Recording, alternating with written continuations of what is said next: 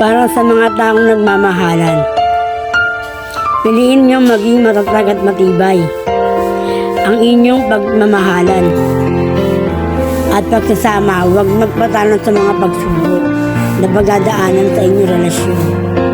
Piliing magtiwala sa taong minamahal, maging tapat sa isa't isa. Kung may problema, inyong pag-usapan at ayusin agad. Huwag nang paabutin pa ng kinabukasan. Piliin maging matapat sa taong minamahal. She's so vulnerable,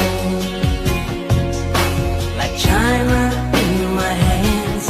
She's so vulnerable.